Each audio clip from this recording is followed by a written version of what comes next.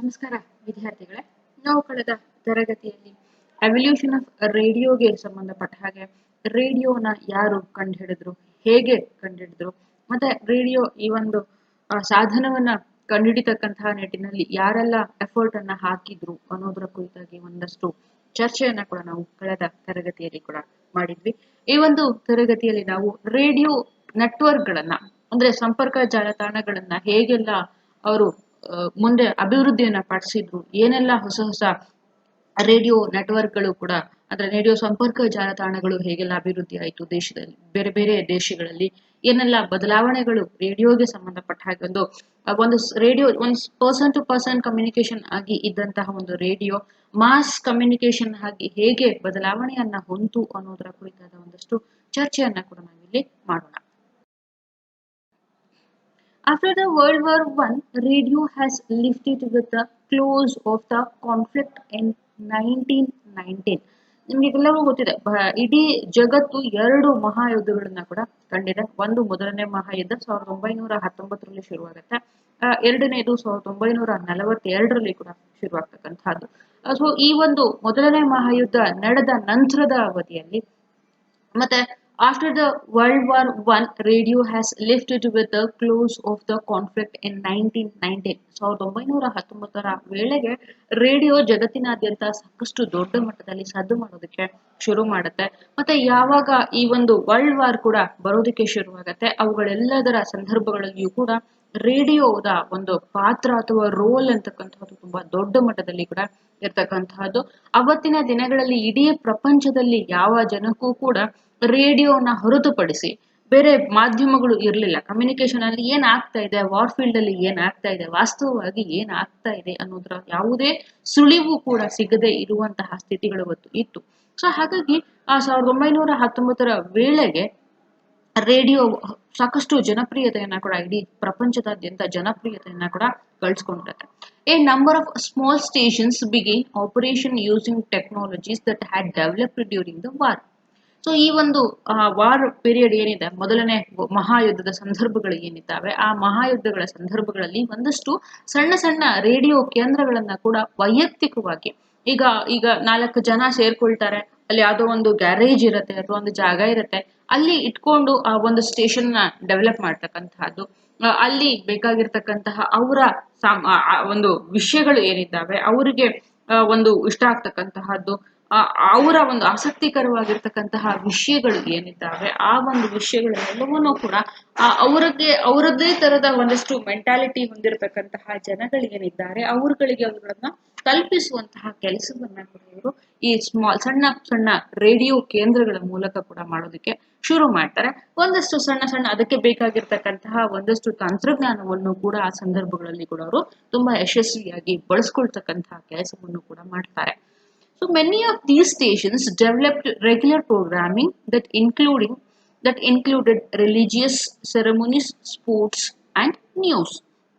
So ಸಾಕಷ್ಟು ಬೇರೆ ಬೇರೆ ನಿರಂತರವಾದಂತಹ ಕಾರ್ಯಕ್ರಮಗಳು, ಬರೀ ಯಾವತ್ತೂ ಒಂದು ದಿನ ಕಾರ್ಯಕ್ರಮಗಳನ್ನ ಕೊಡ್ತಕ್ಕಂಥದ್ದಲ್ಲ, ನಿಗದಿತ ಸಮಯದಲ್ಲಿ ನಿರಂತರವಾಗಿ ಕಾರ್ಯಕ್ರಮಗಳನ್ನ ಕೊಡ್ತಕ್ಕಂತಹ ಕೆಲಸವನ್ನು ಕೂಡ ಈ ಸಣ್ಣ ಸಣ್ಣ ರೇಡಿಯೋ ಸ್ಟೇಷನ್ ಅಥವಾ ರೇಡಿಯೋ ಕೇಂದ್ರಗಳು ಕೂಡ ಮಾಡುತ್ತೆ. ಅವುಗಳಲ್ಲಿ ಧಾರ್ಮಿಕ ಕಾರ್ಯಕ್ರಮಗಳಿರಬಹುದು, ಕ್ರೀಡೆಗೆ ಸಂಬಂಧಪಟ್ಟಂತಹ ಸುದ್ದಿಗಳಿರಬಹುದು, ಹಾಗೆ ಏನೆಲ್ಲ ವಿದ್ಯಮಾನಗಳು ಜರುಗ್ತಾ ಇದೆ ಜಗತ್ತಿನಾದ್ಯಂತ ಅವುಗಳಿಗೆ ಸಂಬಂಧಪಟ್ಟ ಹಾಗೆ ಒಂದಷ್ಟು ಸುದ್ದಿಗಳನ್ನ ಕೂಡ ಪ್ರಸಾರ ಮಾಡ್ತಕ್ಕಂತಹ ಕೆಲಸವನ್ನು ಕೂಡ ಆ ಸಂದರ್ಭಗಳಲ್ಲಿ ರೇಡಿಯೋಗಳು ಮಾಡ್ತಾ ಇದ್ವು. As early as 1922 New York's WGY broadcast over 40 original dramas. 1922ರವರೆಗೆ ಅಮೆರಿಕದ ನ್ಯೂಯಾರ್ಕ್ ನಲ್ಲಿ WGY ಅನ್ನುವಂತಹ ಒಂದು ರೇಡಿಯೋ ಬ್ರಾಡ್ಕಾಸ್ಟಿಂಗ್ ಸೆಂಟರ್ ಕೂಡ ಇರುತ್ತೆ. ಆ ಒಂದು ನ್ಯೂಯಾರ್ಕ್ ನಲ್ಲಿ ಇರ್ತಕ್ಕಂತಹ WGY ಬ್ರಾಡ್ಕಾಸ್ಟಿಂಗ್ ಅವರು ಕೂಡ ಸುಮಾರು 40 ಒಂದು ಡ್ರಾಮಾಗಳನ್ನ, ರೇಡಿಯೋ ನಾಟಕಗಳನ್ನ ಅವತ್ತಿನ ಕಾಲದಲ್ಲಿ ಅವರೇ ಪ್ರಸಾರವನ್ನ ಕೂಡ ಮಾಡಿದ್ರು ಅಂತ ಹೇಳಿ ಕೂಡ ಹೇಳ್ತಾರೆ. ಈ ಏನು 40 ಡ್ರಾಮಾಗಳು ಏನಿತ್ತು, ಸೊ ಅದು ಎಲ್ಲೋ ಎರವಲು ಪಡೆದದ್ದಲ್ಲ ಅಥವಾ ಯಾರೋ ಬರ್ದದ್ದಲ್ಲ. ಅಲ್ಲೇ ಇವ್ರುಗಳಲ್ಲಿ ಅಲ್ಲಿ ರೇಡಿಯೋ ಸ್ಟೇಷನ್ ಅಲ್ಲಿ ಕೆಲಸ ಮಾಡ್ತಿರ್ತಕ್ಕಂತಹ ಜನಗಳು ಏನಿದ್ರು, ಆ ರೇಡಿಯೋನ ಸ್ಟೇಷನ್ ಅನ್ನ ರನ್ ಮಾಡ್ತಕ್ಕಂಥವ್ರು ಏನಿದ್ರು, ಅವ್ರುಗಳೇ ಅದನ್ನ ಸ್ಕ್ರಿಪ್ಟ್ ಅನ್ನ ಬರಿತಾ ಇದ್ರು, ಅವರೇನೆ ಅದಕ್ಕೆ ಬೇಕಾಗಿರ್ತಕ್ಕಂತಹ ವಾಯ್ಸ್ ಓವರ್ ನ ಕೊಡ್ತಕ್ಕಂತಹದ್ದು. ಸೊ ಹೀಗೆ ರೇಡಿಯೋಗೆ ಸೂಕ್ತವಾಗಿರ್ತಕ್ಕಂತಹ ಕಾರ್ಯಕ್ರಮಗಳನ್ನೆಲ್ಲವೂ ಕೂಡ ತುಂಬಾ ಪೊಟೆನ್ಶಿಯಲ್ ಆಗಿ ಬಳಸ್ಕೊಳ್ಳೋದಕ್ಕೆ ಶುರು ಮಾಡ್ತಾರೆ.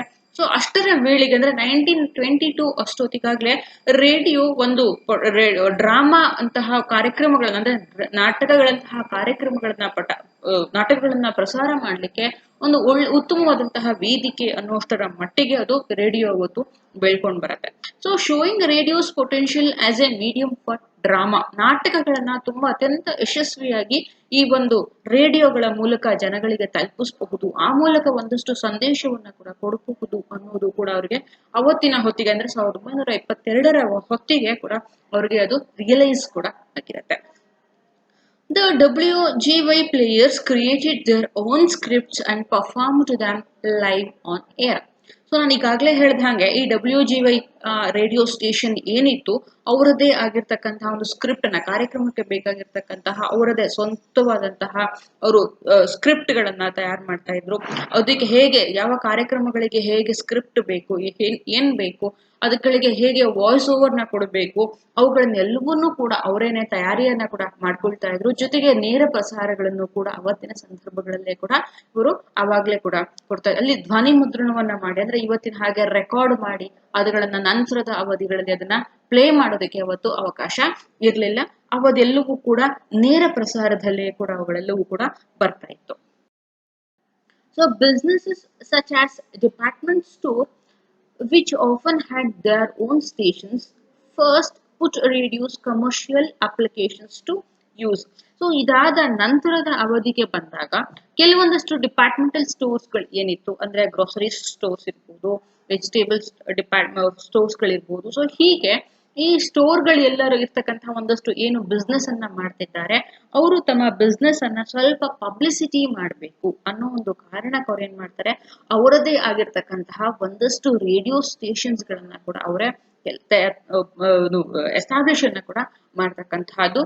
ಸೊ ಅದರಲ್ಲಿ ಅದ್ರ ಜೊತೆಗೆ ಅವರು ಅವ್ರದೇ ಆಗಿರ್ತಕ್ಕಂತಹ ಒಂದು ರೇಡಿಯೋ ಸ್ಟೇಷನ್ಸ್ ಗಳನ್ನ, ತಮ್ಮದೇ ರೇಡಿಯೋ ಸ್ಟೇಷನ್ಸ್ ಗಳನ್ನ ಅವ್ರು ಏನು ಎಸ್ಟಾಬ್ಲಿಷ್ ಮಾಡಿದ್ದಾರೆ, ಆ ರೇಡಿಯೋ ಸ್ಟೇಷನ್ಸ್ ಗಳಲ್ಲೇನೆ ಅವರು ಕಮರ್ಷಿಯಲ್ಸ್ ಗಳನ್ನ ಇಂಟ್ರೊಡ್ಯೂಸ್ ಮಾಡುತ್ತೆ. ಕಮರ್ಷಿಯಲ್ಸ್ ಇನ್ ದ ಸೆನ್ಸ್ ಜಾಹೀರಾತುಗಳು, ರೇಡಿಯೋ ಜಾಹೀರಾತುಗಳನ್ನ ಅವರು ಅಲ್ಲಿ ಪರಿಚಯ ಮಾಡೋದಕ್ಕೆ ಶುರು ಮಾಡ್ತಾರೆ. ಅವರದೇ ಬಿಸ್ನೆಸ್ ಗಳು ಏನಿತ್ತು, ಆ ಡಿಪಾರ್ಟ್ಮೆಂಟಲ್ ಸ್ಟೋರ್ಸ್ ಗಳು ಏನಿತ್ತು, ಆ ಡಿಪಾರ್ಟ್ಮೆಂಟ್ ಸ್ಟೋರ್ಸ್ ಗಳಿಗೆ ಸಂಬಂಧಪಟ್ಟ ಹಾಗೆ ಅವರು ರೇಡಿಯೋ ಕಮರ್ಷಿಯಲ್ಸ್ ಗಳನ್ನ, ಅಂದ್ರೆ ರೇಡಿಯೋ ಜಾಹೀರಾತುಗಳನ್ನೆಲ್ಲವನ್ನೂ ಕೂಡ ಅವರು ಕೊಡೋದಕ್ಕೆ ಶುರು ಮಾಡ್ತಾರೆ.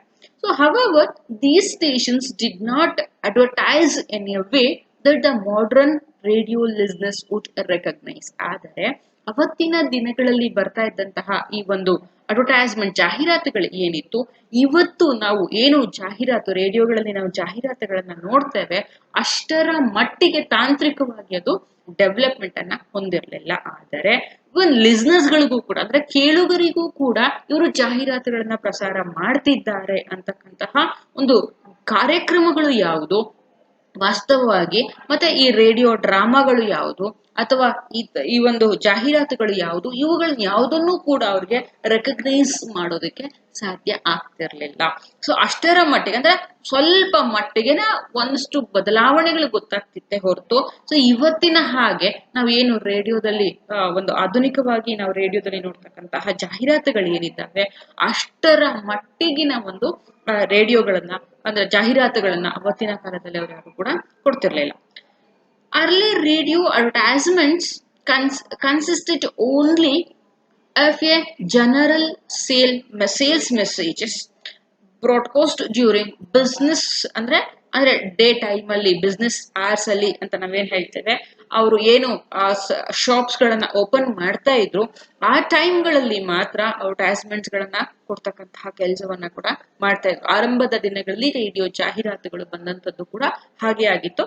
Early radio advertisements consist only of a general sales message broadcast during business hours.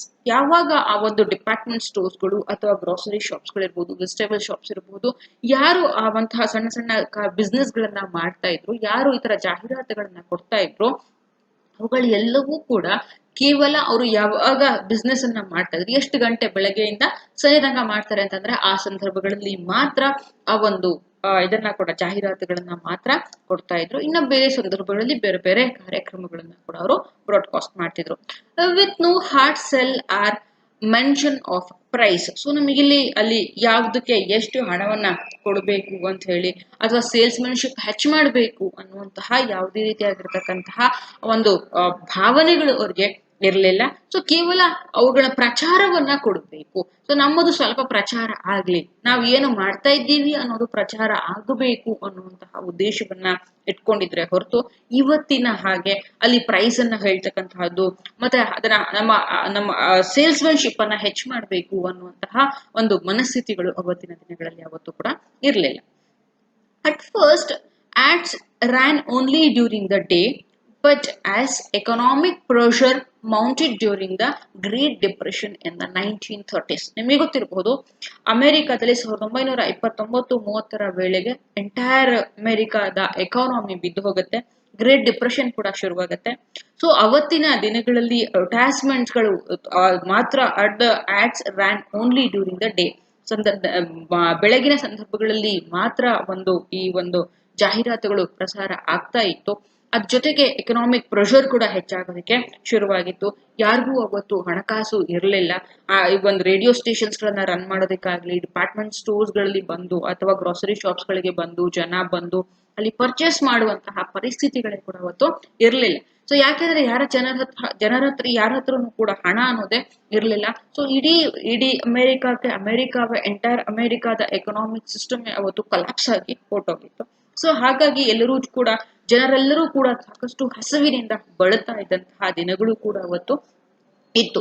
So ಹಾಗಾಗಿ ಈ ಅಡ್ವರ್ಟೈಸ್ಮೆಂಟ್ಸ್ ಗಳನ್ನ ರನ್ ಮಾಡ್ತಕ್ಕಂಥದ್ದು ಕೂಡ ತುಂಬಾ ಕಷ್ಟ ಅನ್ನೋ ಪರಿಸ್ಥಿತಿಗೆ ಕೂಡ ಬಂದು ಬೀಳತ್ತೆ. ಸೊ ಆ ಒಂದು ದಿನಗಳಲ್ಲಿ ಕೂಡ ಎಷ್ಟೊಂದು ಈ ತರ ಸಣ್ಣ ಸಣ್ಣ ರೇಡಿಯೋ ಸ್ಟೇಷನ್ಸ್ ಗಳೆಲ್ಲವೂ ಕೂಡ ರನ್ ಮಾಡೋದಕ್ಕೆ ಆಗಲ್ಲ ಅಂತ ಹೇಳಿ ಅದು ಕ್ಲೋಸ್ ಆಗಿದ್ದಂತಹದ್ದು ಕೂಡ ಇದಾವೆ. So local stations began looking for new source of revenue. So ಯಾವಾಗ ಈ ಗ್ರೇಟ್ ಡಿಪ್ರೆಷನ್ ಆಗೋದಕ್ಕೆ ಶುರುವಾಗುತ್ತೆ, ಎಂಟೈರ್ ಎಕನಾಮಿಕ್ ಸಿಸ್ಟಮ್ ಕೊಲ್ಯಾಪ್ಸ್ ಆಗೋದಕ್ಕೆ ಶುರುವಾಗುತ್ತೆ, ಈ ಸಣ್ಣ ಈ ಸ್ಥಳೀಯವಾಗಿ ನಡೆಸ್ತಿರ್ತಕ್ಕಂತಹ ಈ ರೇಡಿಯೋ ಕೇಂದ್ರಗಳು ಏನಿದ್ದಾವೆ ಅವುಗಳು ಹೊಸ ರೆವಿನ್ಯೂ ಸೋರ್ಸ್ ಅನ್ನು ಹುಡ್ಕೋದಕ್ಕೆ ಶುರು ಮಾಡ್ತಾರೆ. ಎಲ್ಲೆಲ್ಲಿ ಬೇರೆ ಬೇರೆ ಯಾವ ಮೂಲಗಳಿಂದ ನಮಗೆ ಇನ್ಕಮ್ ಬರೋದಕ್ಕೆ ಸಾಧ್ಯ ಇದೆ ಅನ್ನುವಂತಹ ಒಂದು ಸೋರ್ಸ್ ಅನ್ನ ಕೂಡ ಹುಡ್ಕೋದಕ್ಕೆ ಶುರು ಮಾಡ್ತಾರೆ. And advertising became a normal part of the radio soundscape. ಈ ಜಾಹೀರಾತುಗಳು ಆವಾಗಿನಿಂದ ಅಂದ್ರೆ ಯಾವಾಗ ಅವ್ರಿಗೆ ಆಲ್ಟರ್ನೇಟಿವ್ ಸೋರ್ಸ್ ಆಫ್ ರೆವಿನ್ಯೂ, ಅವ್ರಿಗೆ ಇನ್ವೆಸ್ಟ್ ಮಾಡೋದಕ್ಕೆ ಅವ್ರ ಹತ್ರ ಹಣ ಇಲ್ಲ ಅಂತ ಹೇಳಿ ಆಗೋದಕ್ಕೆ ಶುರುವಾಯಿತು. ಹಾಗಾಗಿ ಅವರು ಬೇರೆ ಆದಾಯದ ಮೂಲಗಳನ್ನ ಹುಡುಕೋದಕ್ಕೆ ಶುರು ಮಾಡ್ತಾರೆ. ಸೊ ಅದಾದ ನಂತರದಲ್ಲಿ ಜಾಹೀರಾತು ಅಂತಕ್ಕಂತಹದ್ದು ತುಂಬಾ part and parcel of radio ಅಂತ ಹೇಳಿ ಕೂಡ ಶುರುವಾಗತ್ತೆ. ಅಲ್ಲಿವರೆಗೂ ರೇಡಿಯೋವನ್ನ ಒಂದು ಕಮರ್ಷಿಯಲ್ ಅಂತ ಹೇಳಿ ಅಂದ್ರೆ ಜಾಹೀರಾತುಗಳನ್ನ ಕೊಡ್ಲೇಬೇಕು ಅಥವಾ ರೇಡಿಯೋಗಳಿಂದ ಅದರಿಂದ ನಮಗೆ ರೇಡಿಯೋ ಅಡ್ವರ್ಟೈಸ್ಮೆಂಟ್ಸ್ ಗಳಿಂದ ರೆವಿನ್ಯೂ ಜನರೇಟ್ ಆಗುತ್ತೆ ಅನ್ನುವಂತಹ ಯಾವುದೇ ಕಾನ್ಸೆಪ್ಟ್ಗಳು ಕೂಡ ಅವತ್ತು ಇರಲಿಲ್ಲ. ಯಾವಾಗ ಈ ಗ್ರೇಟ್ ಡಿಪ್ರೆಷನ್ ಆಯ್ತು, ಅದಾದ ಮೇಲೆ ಎಲ್ಲರೂ ಕೂಡ ಬೇರೆ ಬೇರೆ ಆಲ್ಟರ್ನೇಟಿವ್ ಸೋರ್ಸಸ್ ರೆವಿನ್ಯೂ ಸೋರ್ಸ್ ಅನ್ನ ಕೂಡ ಅವರು they are looking for new revenue sources ನ ಕೂಡ ಶುರು ಮಾಡ್ತಾರೆ. Then the rise of radio networks. ಈಗ ನಾನು ಈಗಾಗಲೇ ಹೇಳಿದ ಹಾಗೆ ಅದಾದ ನಂತರದ ಅವಧಿಗೆ ಬಂದಾಗ ಆಫ್ಟರ್ 1930s 1930ರ ನಂತರದಲ್ಲಿ ಒಂದಷ್ಟು ರೇಡಿಯೋ ನೆಟ್ವರ್ಕ್ಗಳು, ಸಂಪರ್ಕ ಜಾಲತಾಣಗಳೆಲ್ಲವೂ ಕೂಡ ಒಂದಷ್ಟು ಎಕ್ಸ್ಪಾನ್ಷನ್ ಆಗೋದಕ್ಕೆ ಶುರುವಾಗತ್ತೆ. Not long after radio's broadcast debut, large businesses saw its potential profitability and formed networks. ಯಾವಾಗ ರೇಡಿಯೋಗಳಿಗೆ ಈ ಆದಾಯದ ಆಲ್ಟರ್ನೇಟಿವ್ ಸೋರ್ಸ್ ಆಫ್ ರೆವಿನ್ಯೂ ಅಂತ ಹೇಳಿ ಏನು ಅಡ್ವರ್ಟೈಸ್ಮೆಂಟ್ಸ್ಗಳು ಬರೋದಕ್ಕೆ ಶುರುವಾಯಿತು, ರೇಡಿಯೋಗೆ ಆದಾಯ ಬರ್ತಕ್ಕಂತಹದ್ದು ಕೂಡ ಹೆಚ್ಚಾಗೋದಕ್ಕೆ ಶುರುವಾಯಿತು.